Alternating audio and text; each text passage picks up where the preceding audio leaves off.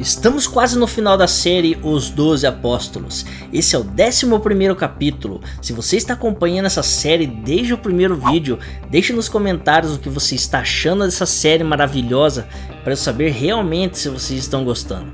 Hoje eu vou falar sobre Simão o Zelote, que foi um dos 12 apóstolos de Jesus. Mas antes de contar a sua história, precisamos entender o que significa Zelote.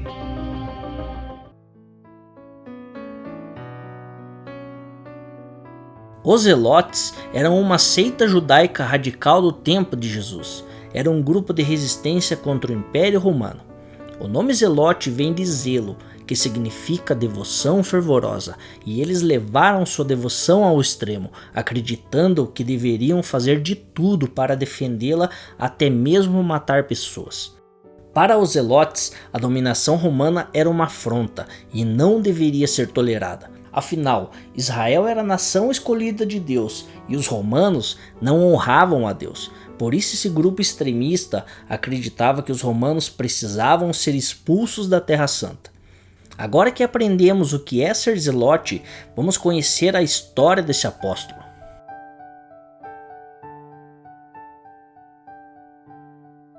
Simão o Zelote era natural da Galileia. Ele foi escolhido para fazer parte dos 12 apóstolos de Jesus.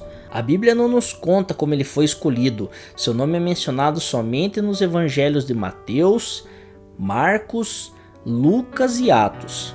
Em algumas versões ele é referido como Simão o Zelote, em outras como Simão o Cananeu. A palavra grega cananeu e a palavra zelote derivam do aramaico e significam a mesma coisa, zeloso.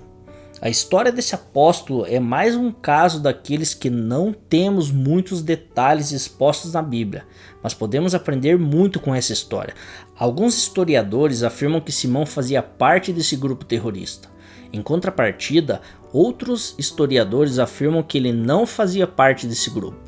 Caso ele tenha realmente feito parte desse grupo, a gente fica pensando, como que pode Jesus escolher um cara desse para ser seu discípulo, né? Um homem que pertencia a um grupo que faziam várias atrocidades. Mas aí que está o X da questão. Isso aconteceu exatamente para quebrar todo o paradigma do que achamos certo e errado. Percebemos que Jesus queria nos ensinar o que realmente ele veio fazer aqui na Terra. Jesus não veio para estimular a guerra e a morte. Ele veio para pregar o amor, ele veio para pregar a esperança, ele veio para pregar a paz, pregar a vida e pagar o preço dos nossos pecados. E é isso que temos que levar para as pessoas. E essa foi a história do apóstolo Simão o Zelote. Esse vídeo não teve muitas citações bíblicas, mas podemos aprender sobre o fato histórico daquela época.